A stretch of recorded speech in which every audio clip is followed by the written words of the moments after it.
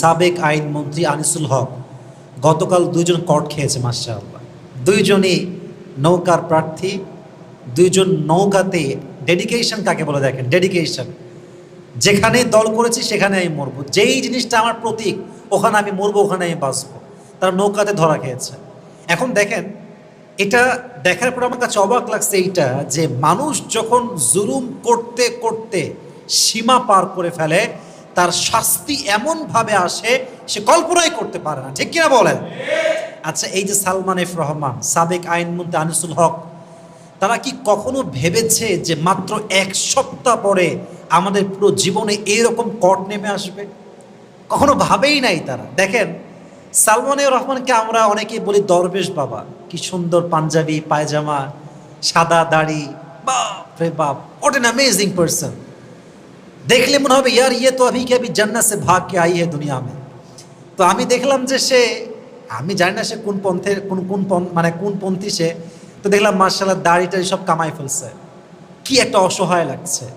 But এই Salman F Rahman এমন একজন ব্যক্তি যে হাজার হাজার কোটি টাকা দেশ থেকে পাচার করে বিদেশে মাটিতে পাচার করে, যুবক ভাইরা, ঠিক কিনা বলে? এবং এই আইনমন্ত্রী আনিসুল হক তার বক্তব্যে সে বলেছিল, আমার এখন স্পষ্ট মনে আছে, সে বলেছিল সাইদি সাহেব রাজাকার একদম স্পষ্ট মিথ্যাচার সে করেছে।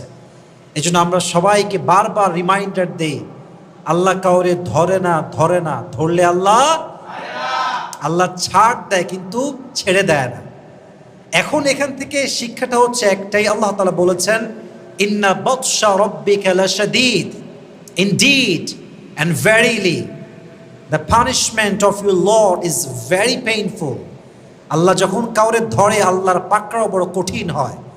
অতএব যারা আমরা ঢাকা শহরে থাকি, ঢাকা শহর আমরা খুব ভালো করে দেখেছি, ঢাকা শহরের যেই নামি দামি প্লেসগুলো আছে দেখবেন যে খুব ভিআইপি ফ্ল্যাট, নামি দামি ফ্ল্যাট আমরা দেখেছি, এগুলো অনেক বেশি আমরা দেখেছি। তো আমরা যারা অ্যাজ এ হিউম্যান বিং, মানুষ হিসেবে একটা বড় ফ্ল্যাট দেখলে মাঝে মাঝে আমার মাঝেও চিন্তা আসে, as a human being very natural, যে আমার একটা বাড়ি নাই, আমার একটা গাড়ি নাই, এত বড় একটা বিশাল বড় ফ্ল্যাট, এত বড় শপিং মল, এত টাকার মালিক সে, বাসার গ্যারেজে রাখা আছে মার্শাল্লাহ BMW, মার্সিডিজ, গাড়ির কোনো অভাব নাই।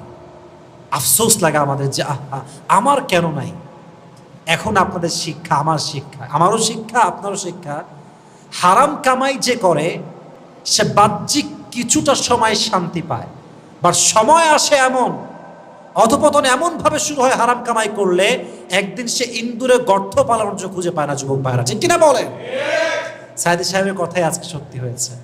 মানে বারবার বলতেন, ক্ষমতার চাকা নিয়ে উনি কথা বলতেন যে গাড়ির চাকা অলওয়েজ কিন্তু উপরের দিকে থাকে না, গাড়ির চাকা ঘোরে বলেই তো গাড়ি চলে।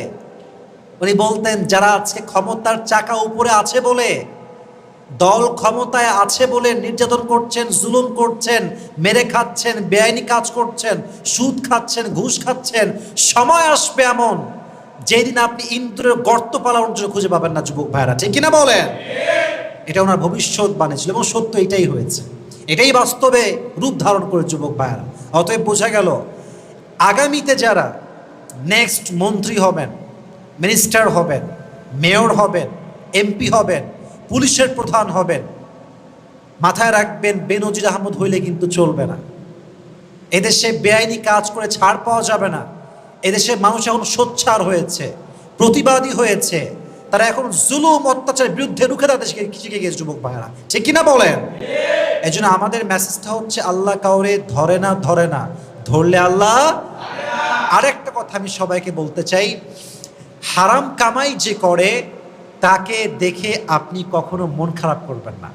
কিভাবে মন খারাপ করেন আপনারা সবাই? আমরাও করি।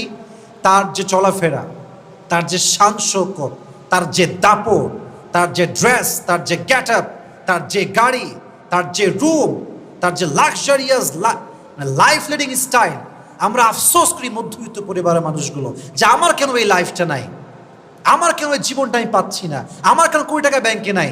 মাথায় রাখবেন, হালাল টাকা 10 টাকাও যদি হয়, হারাম টাকা 10,000 কোটির চাইতে 10 টাকায় বেশি উত্তম হালাল হইলে, যুবক ভাইরা, ঠিক কিনা? আপনি হালালে আছেন, এটাই আপনার জন্য শুকরিয়া।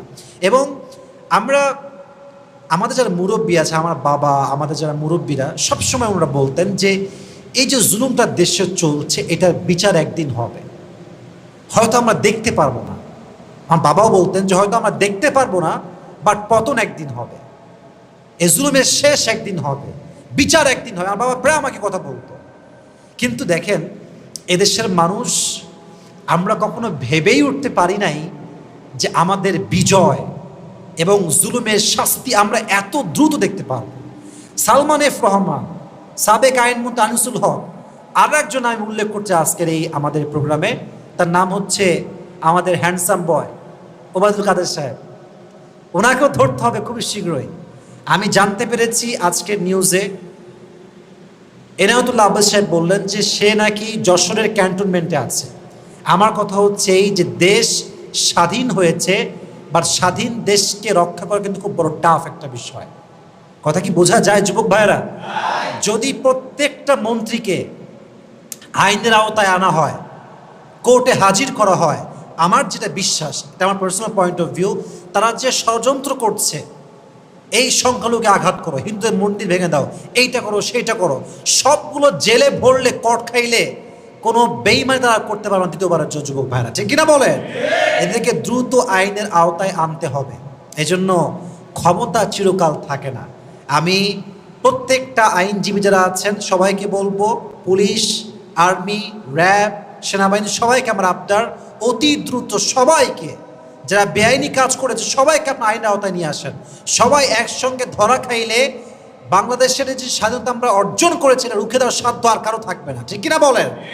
পাশাপাশি লাস্ট মেসেজ সবার জন্য আমার, শেষ কথা, ছাত্র জনতা যারা আছি আমরা সবাইকে সোচ্চার থাকতে হবে।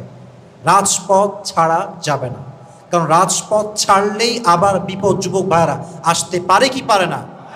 সমস্ত বেআইনি কার্যকলাপ যারা করেছে সবাইকে জেলে রাখতে হবে, আদালতে নিয়ে আসতে হবে, বিচার করতে হবে, এবং সবাইকে, ছাত্রদেরকে বিশেষ করে রাজপথে সোচ্চার থাকতে হবে।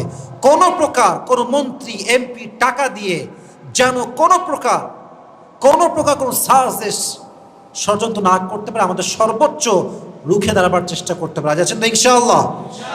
আমি সমস্ত ছাত্রের জন্য, সমস্ত যুবকদের জন্য দোয়া করলে আমাদের সবাইকে, আমরা যে স্বাধীনতা অর্জন করেছি এটাকে আমাদের সকলকে ধরে রাখার তৌফিক দান করুক। আমরা সকলেই মন খুলে পড়ছি আমিন।